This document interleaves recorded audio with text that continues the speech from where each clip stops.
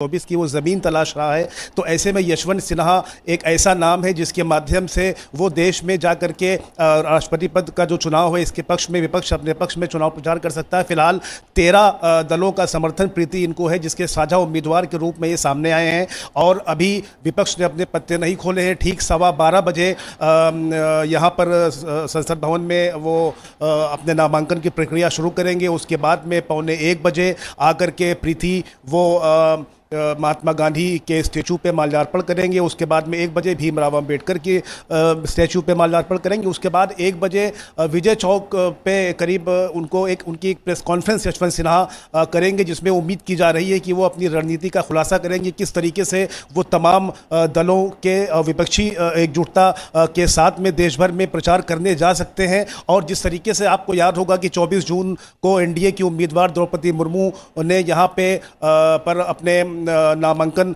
की प्रक्रिया को पूरा किया था और उसमें देश के प्रधानमंत्री समेत गृह मंत्री अमित शाह और राजनाथ सिंह और समेत तमाम बड़े दिग्गज नेता एनडीए के शामिल हुए थे। कहीं ना कहीं एनडीए ने शक्ति प्रदर्शन यहाँ पर अपना किया था, तो विपक्ष के जरिए भी आज उम्मीद की जा रही है कि वो अपनी शक्ति प्रदर्शन करेंगे। और जहाँ तक दलों के समर्थन की बात है, फिलहाल विपक्ष ने अपने पत्ते नहीं खोले हैं। और टीपू, सीधी तस्वीरें भी हम देख पा रहे हैं। इस वक्त विपक्षी उम्मीदवार यशवंत सिन्हा अपना नामांकन दाखिल करने वाले हैं और अब वो पीसी मोदी के कार्यालय में एंटर कर चुके हैं। नामांकन की प्रक्रिया शुरू हो रही है। ये सीधी तस्वीरें आप इस समय अपनी टीवी स्क्रीन पर देख पा रहे हैं।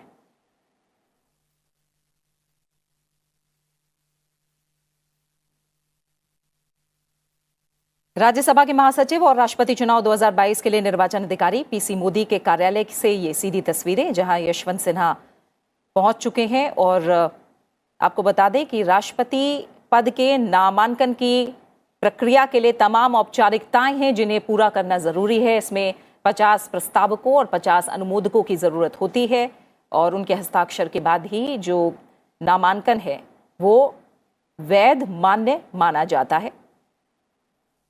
तमाम बड़े नेता यहां विपक्ष के हमें यशवंत सिन्हा के नामांकन के दौरान दिखाई दे रहे हैं।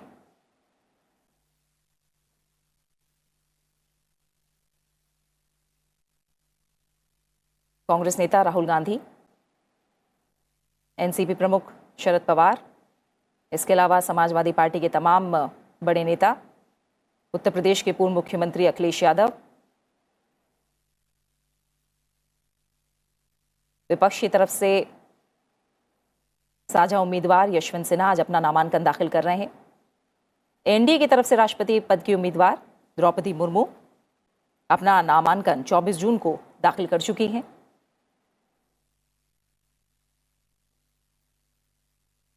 और आज यशवंत सिन्हा राष्ट्रपति पद के लिए अपना नामांकन दाखिल कर रहे हैं।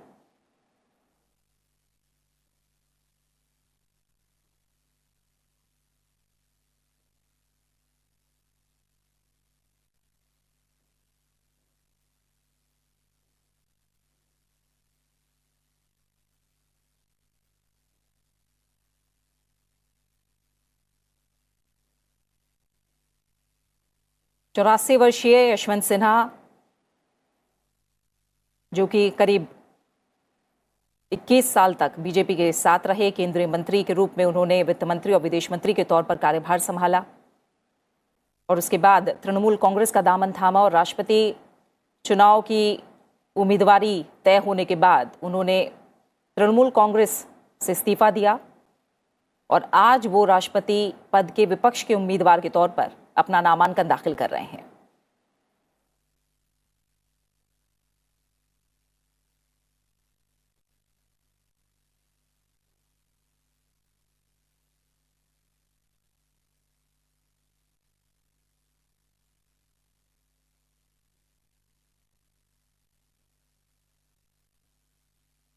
यशवंत सिन्हा के साथ हम देख पा रहे हैं एनसीपी प्रमुख शरद पवार, उत्तर प्रदेश के पूर्व मुख्यमंत्री अखिलेश यादव, कांग्रेस नेता राहुल गांधी, मल्लिकार्जुन खड़गे, तमाम बड़े चेहरे वाम दल से भी उनके नामांकन के दौरान पीसी मोदी के कार्यालय में मौजूद हैं। राज्यसभा के महासचिव और राष्ट्रपति चुनाव 2022 के लिए निर्वाचन अधिकारी पीसी मोदी के कार्यालय से ये सीधी तस्वीरें।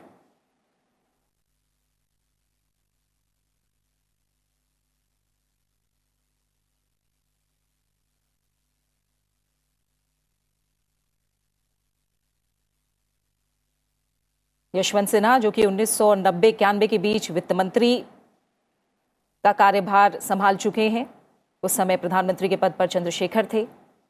मार्च 1998 से जुलाई 2002 के बीच अटल बिहारी वाजपेयी के प्रधानमंत्री रहते वक्त वो फिर से वित्त मंत्री बने। जुलाई 2002 से मई 2004 के बीच विदेश मंत्री का पद भी यशवंत सिन्हा संभाल चुके हैं। मार्च 2021 को वो तृणमूल कांग्रेस में शामिल हुए और जब 21 जून को उन्होंने तृणमूल कांग्रेस छोड़ी, तब ये बात कही कि मैं विपक्षी एकता के लिए अब पार्टी छोड़ रहा हूं और राष्ट्रपति पद की उम्मीदवारी स्वीकार कर रहा हूं।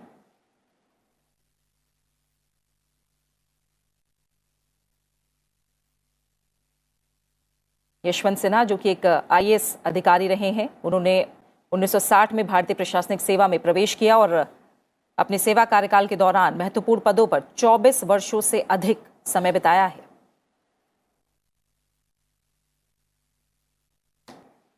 शेखर अय्यर हमारे साथ जुड़े हुए वरिष्ठ पत्रकार, उनका रुख करेंगे।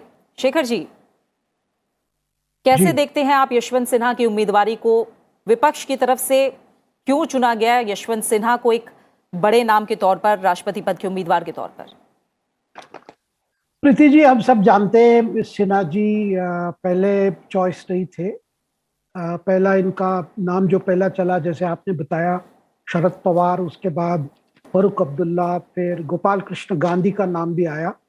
क्योंकि इन सब ने मना किया तो फिर किसी को तो लगाना है, इसीलिए फिर ये तय हुआ कि ममता ने सोचा कि अपने पार्टी के ही वाइस प्रेसिडेंट है यशवंत सिन्हा, वो क्यों ना लड़े। क्योंकि एक प्रकार से लग गया था कि हमें तो एक सिंबॉलिक फाइट देना है, और तब तक उनको पता नहीं था कि एनडीए के तरफ से द्रौपदी मुर्मू होंगे।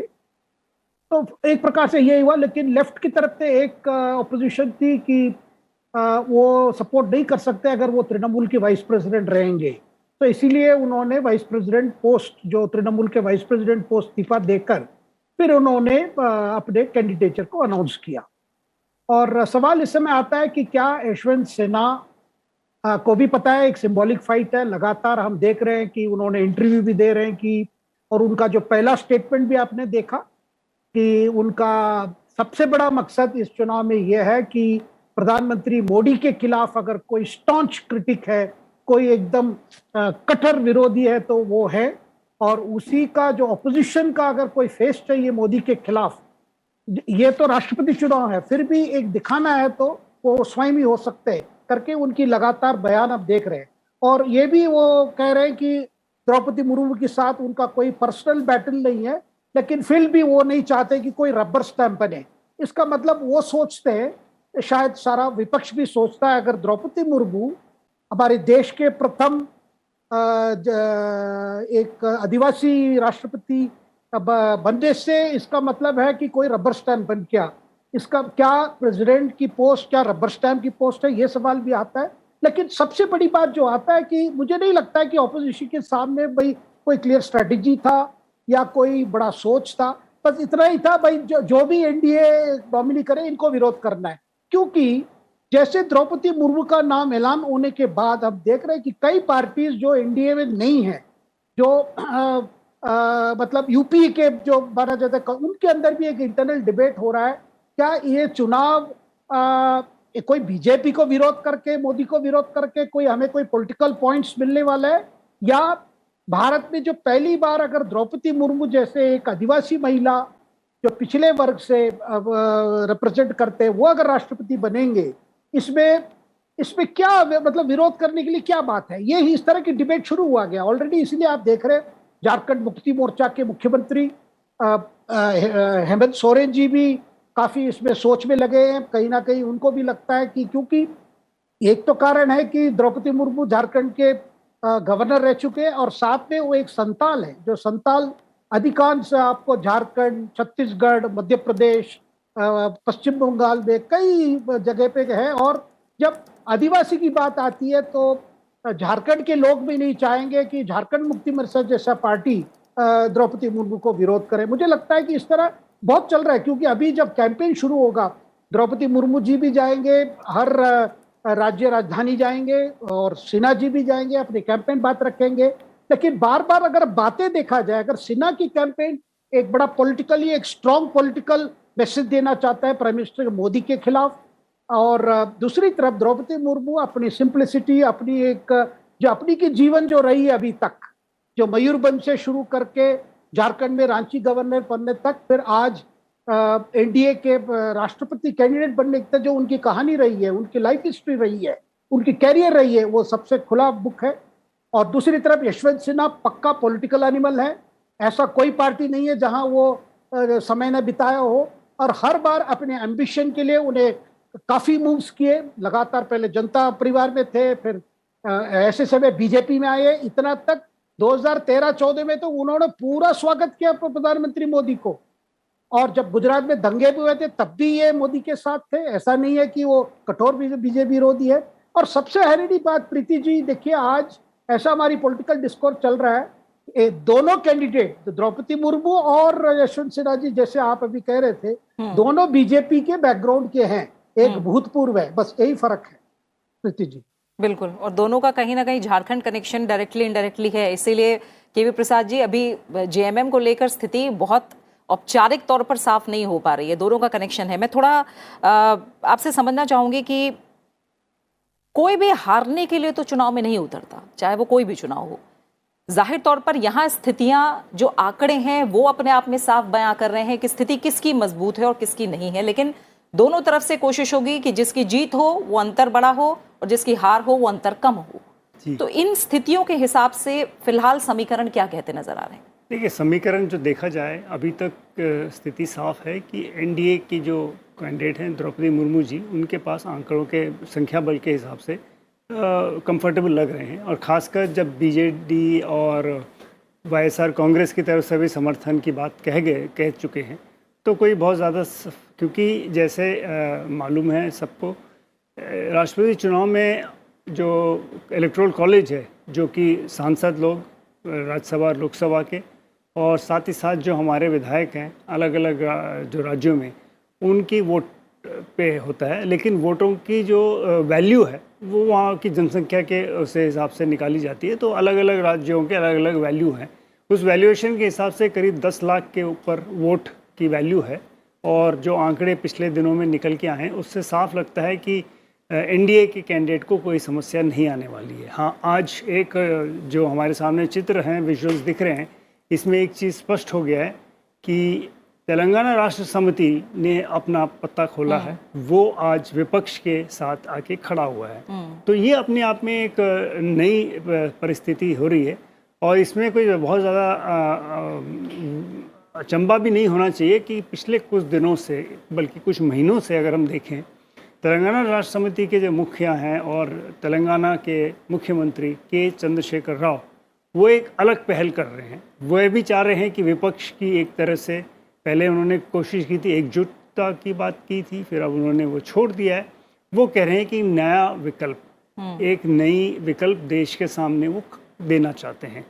अभी उसका कोई स्वरूप होगा, किसी को खुद उन्होंने कोई स्पष्ट नहीं किया है, लेकिन हाँ, वो ज़रूर ये कोशिश में है कि वो कहीं ना कहीं अपने आप को या अपनी पार्टी को, उन्होंने यहाँ तक कह दिया कि भारत राष्ट्र संघ या इस तरह से कोई नाम, जैसे तेलंगाना राष्ट्र समिति है वहाँ पे, उसी तरह वो भारतीय राष्ट्र समिति कुछ इस तरह से बात कही है उन्होंने शुरू के दौर में। तो ये एक इम्पॉर्टेंट है। रहा सवाल विपक्ष की, आपने एक बात कही थी, कोई भी हारने के लिए चुनाव नहीं लड़ता, ज़रूर है, लेकिन राष्ट्रपति का चुनाव अक्सर देखा गया है, अगर हम 1969 की बात छोड़ दें, कि कॉन्टेस्ट हुए हैं शुरू के दिनों में। जब 97 में जब हमने अमेंडमेंट किया था पार्लियामेंट में, संसद इसमें चुनाव में, उससे पहले कई सारे कैंडिडेट्स पर्चे भरते थे और कई लोग चुनाव में रह भी जाते थे। अब वो 97 के बाद से जब से अमेंड हुआ, जो आपने जिक्र किया, 50 MP प्रपोजर और 50 MP सेकेंडर, तो 100 MPs का एक तरह से लोगों का हस्ताक्षर लेना, वो अपने में ही बहुत बड़ी उपलब्धि है। तो वो एक बात हो गई थी। तो उससे काफ़ी हद तक, जिसे कहते हैं, उस वक्त संसद में जब बहस चली थी, सरकार की तरफ से ये बात कही थी, फ्रिवलेस कैंडिडेट्स, मतलब भर देते हैं पर्चा चुनाव लड़ने के लिए। राजेंद्र प्रसाद जी के सामने भी चुनाव में लोग खड़े हुए थे, तो उसमें भी शायद किसी का 2000 मत पड़े, किसी का कुछ पड़े, अपनी अपनी रुचि से बात होती थी। ठीक उसी तरह कई दिनों में बात हुई, एक काका जोगिंदर सिंह के नाम पे बड़े मशहूर हुए। वो हर चुनाव में अपने आप उनका नामांकन आता था, तो वो भी चुनाव लड़ते थे। तो अब वो सब एक तरह से अब ख़त्म हो गया। विपक्ष की तरफ से ये बात ज़रूर है, वो एक, जैसे मैंने भी कहा और अभी कुछ देर पहले शेखर जी ने कहा, एक संकेत है और कुछ नहीं है। वो जानते हैं वो इस चुनाव में उनका कुछ उनका प्रतिद्वंदी, उनका कैंडिडेट ज़्यादा होगा, मुश्किल होगा, लेकिन फिर भी एक संकेत देना चाहते हैं। और हमेशा रहा है, आप पिछले कई चुनाव निकाल के देखिए, शायद के.आर. नारायणन के वक्त में एक बारी हुआ था, जबकि उस वक़्त की सत्तारूढ़ पार्टी जो कोएलिशन सरकार थी यूनाइटेड फ्रंट की, के.आर. नारायणन जी का प्रस्ताव किया, तो भारतीय जनता पार्टी जो विपक्ष में थी और कांग्रेस जो कि बाहर से समर्थन दे रही थी, सब ने के.आर. नारायणन जी का अलग से प्रस्ताव ना माना। फिर भी एक चुनाव हुआ, उसमें भी उसके बाद अगर आप आए APJ अब्दुल कलाम के वक्त, उसमें भी ऐसा हुआ कि कांग्रेस ने अलग से पर्चा भरा, लेकिन APJ अब्दुल कलाम के नाम पर उन्होंने भी स्वीकृति दी। तो और बीजेपी की तरफ से, क्योंकि अटल बिहारी वाजपेयी जी की सरकार थी, तो उन्होंने उनका नामांकन प्रस्तावना रखी थी, तो वो चुने गए थे। उस वक्त भी चुनाव हुआ, और उस वक्त क्या विपक्ष मान के चलिए लेफ्ट पार्टीज़ ने कैप्टन लक्ष्मी सहगल का नाम रखा और वो चुनाव लड़ी। ठीक है, बहुत ज़्यादा वोट, 1 लाख के आसपास उन्हें शायद वोट मिले थे, हारना उनका तय था, लेकिन एक सांकेतिक, जिसे कहते हैं, सिंबॉलिक होता है ये, और वही चीज़ आज हमारे सामने होने को आ रही है।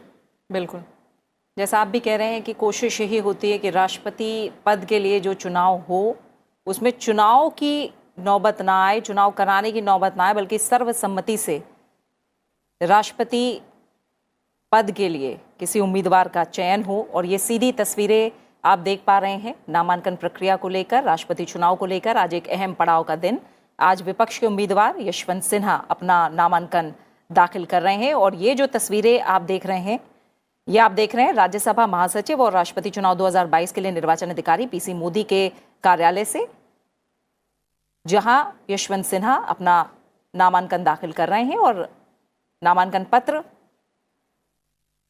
राज्यसभा महासचिव और राष्ट्रपति चुनाव के निर्वाचन अधिकारी PC मोदी को सौंपा जा चुका है। वो तमाम जो दस्तावेज हैं उनकी जांच करते हुए, औपचारिकताओं की जांच करते हुए, और यहाँ विपक्ष के तमाम बड़े नेताओं की मौजूदगी देख रहे हैं, जो कि यशवंत सिन्हा के नामांकन के वक्त PC मोदी के कार्यालय में मौजूद हैं। शेखर अय्यर जी, जैसा हम कह भी रहे हैं कि प्रथम नागरिक, हेड ऑफ द स्टेट, लगातार बात होती है, कोशिश होती है खासतौर से सत्ता पक्ष की तरफ से कि चुनाव की नौबत ना आए और जो भी उम्मीदवार है उससे सर्वसम्मति से राष्ट्रपति पद के लिए चुना जाए। और हम देखें, जैसा अभी KV प्रसाद जी ने भी कहा कि चुनाव की नौबत आई है। अब नीलम संजीव रेड्डी जब चुने गए थे, उसको छोड़कर अगर हम देखें तो हर बार चुनाव की नौबत कहीं ना कहीं आई है। वो क्या वाकया रहा, अगर थोड़ा सा इतिहास की तरफ चलें, कैसे वो सर्वसम्मति से चुना जाना मुमकिन हो पाया था रेड्डी जी का? देखिए, नीलम संजीवा रेड्डी तो कहानी अलग है, क्योंकि नीलम संजीवा रेड्डी के समय में आपने देखा होगा कि कांग्रेस के अंदर बड़ा इंटरनल क्राइसिस शुरू हो गया था। उसमें old guard versus Indira Gandhi, क्योंकि उस समय इंदिरा गांधी ने तय कर लिया था कि वो अपना स्वयं पार्टी की पूरा कंट्रोल ले लेंगे, और जो ओल्ड गार्ड्स थे, जिसमें नीलम संजीवा रेड्डी, कामराज, निजलिंगप्पा, ऐसे कई कांग्रेस नेता थे, उनके कंट्रोल से बाहर आना चाहते थे और पार्टी को अपने कमांड लेकर आगे बढ़ना चाहते थे। तो राष्ट्रपति चुनाव एक प्रकार से बन गया था टसल पार्टी, कांग्रेस की पार्टी के अंदर ही, क्योंकि कांग्रेस सबसे बड़ी पार्टी थी। तो कांग्रेस पार्टी की जो इंटरनल स्ट्रगल वो रिफ्लेक्ट हो गई थी राष्ट्रपति चुनाव में, क्योंकि ओल्ड गार्ड्स या सीनियर लीडर्स जो थे वो चाहते थे कि नीलम संजीवा रेड्डी इलेक्ट हुए, और इंदिरा गांधी ने तय कर लिया था कि एक ऐसे लीडर लाए जो थोड़ा लेफ्ट बैकिंग हो, जिनका ये वो थे हमारे वीवी गिरी। और उस चुनाव में एक प्रकार से एक टेस्ट ऑफ स्ट्रेंथ था, जिसमें वीवी गिरी चुनाव जीते। और इससे बड़ा मैसेज इंदिरा गांधी दे पाई कि सारी पार्टी की कंट्रोल उनके हाथ में, और वो कोई कठपुतली नहीं है, क्योंकि उससे पहले बार बार कहा जाता था ये जो सीनियर कांग्रेस ओल्ड गार्ड्स है उनकी कठपुतली है, पपेट है। तो वो एक पॉलिटिकल चुनाव था। उसके बाद अगर हम देखेंगे, जैसे अभी प्रसाद जी जिक्र कर रहे थे KR नारायणन के election, KR Narayanan election Congress की ये चॉइस था। सोनिया गांधी की बड़ी उसमें भूमिका थी। कांग्रेस बाहर से समर्थन कर रही थी यूनाइटेड फ्रंट सरकार को। लेकिन जब KR नारायण के सामने आया और ये बात मैसेज गया कि ये पहला दलित राष्ट्रपति होंगे, तब कोई बाकी जो पार्टीज थे, जो गैर कांग्रेस पार्टी, वो नहीं चाहते थे इसको विरोध करें। लेकिन कुछ ऐसी पार्टीज भी थे जिन्होंने TN शेषन, जो भूतपूर्व चीफ इलेक्शन कमिश्नर, उनको खड़ा किया। और उस चुनाव का नतीजा अगर आप देखेंगे प्रीति जी, उसमें कम से कम 9,65,000 कुछ वोट, इलेक्टोरल कॉलेज की वोट वो KR नारायण के पक्ष में गए, और केवल 50,000 वोट वो सेशन के तैली में आए।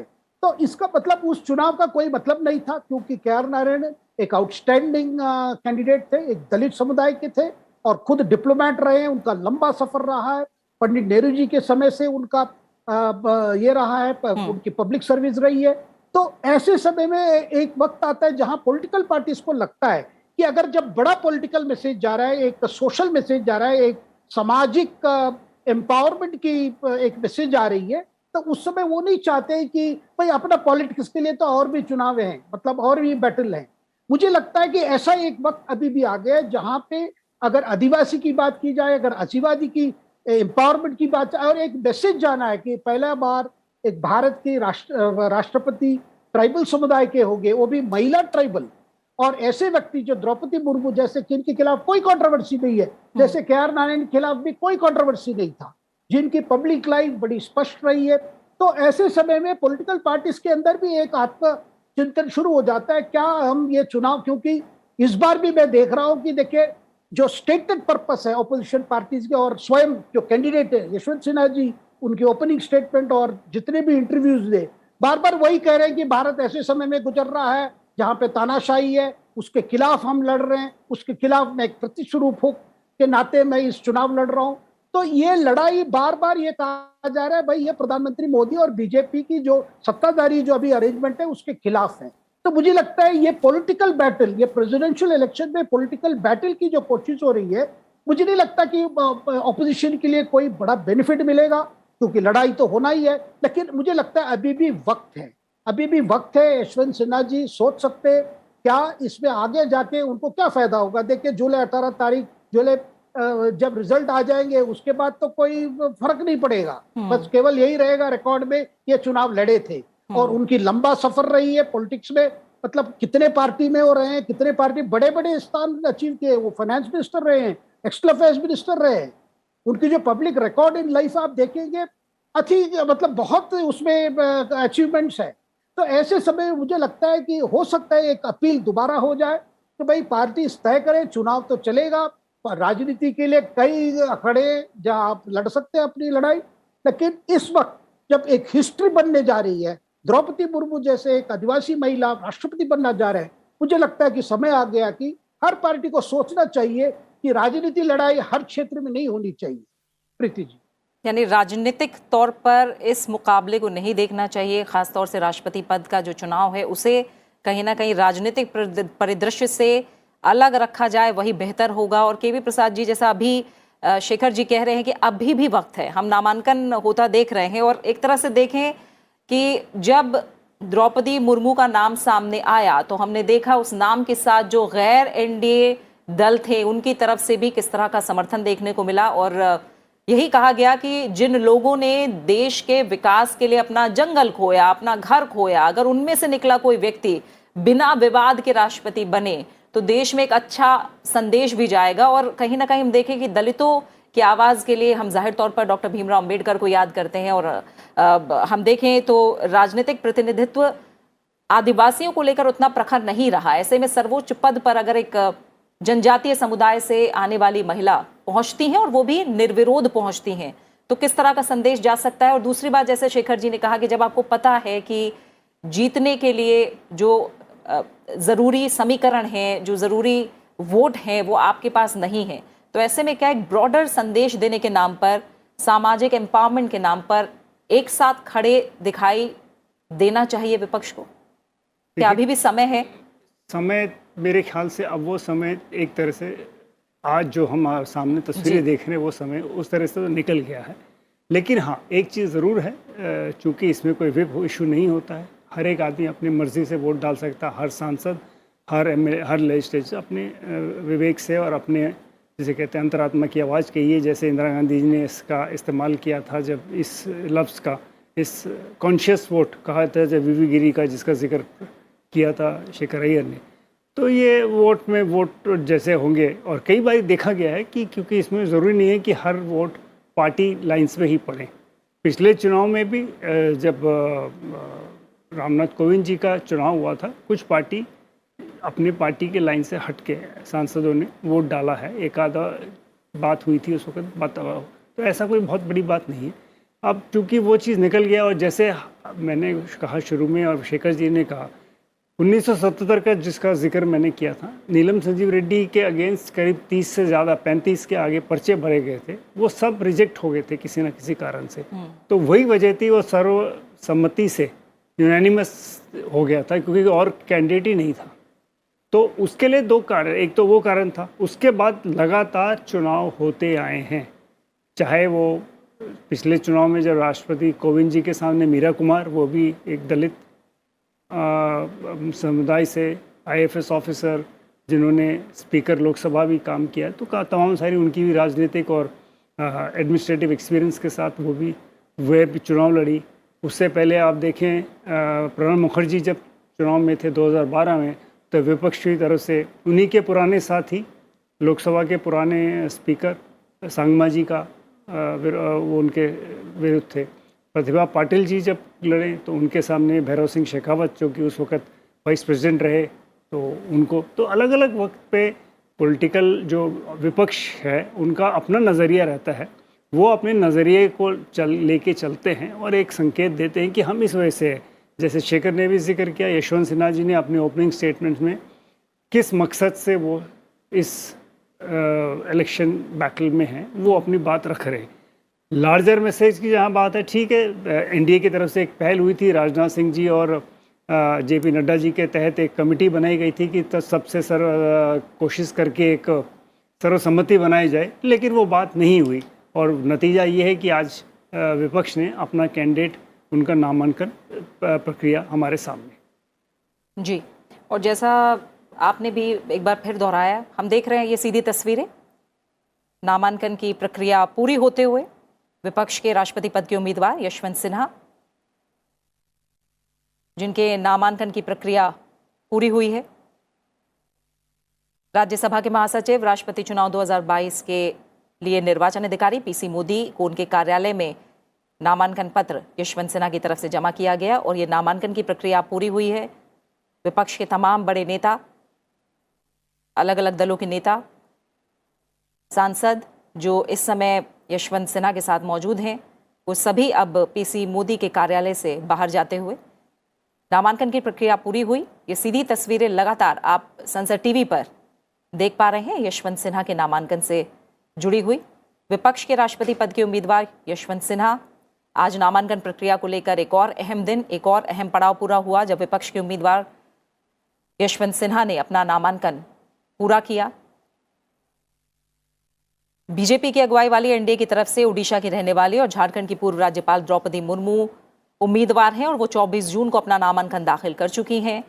और आज विपक्ष के राष्ट्रपति पद के उम्मीदवार यशवंत सिन्हा ने अपना नामांकन दाखिल कर दिया है।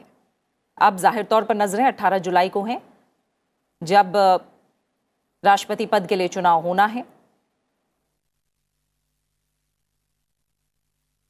और अगर आंकड़ों और समीकरणों की बात करें तो कहीं ना कहीं ये साफ है कि एनडीए का पल्ला भारी दिख रहा है, लेकिन जैसा यशवंत सिन्हा खुद कह चुके हैं कि वो उम्मीदवारी स्वीकार कर रहे हैं और कहीं ना कहीं आगे विपक्ष की एकता के लिए वो काम करना चाहते हैं। शेखर जी,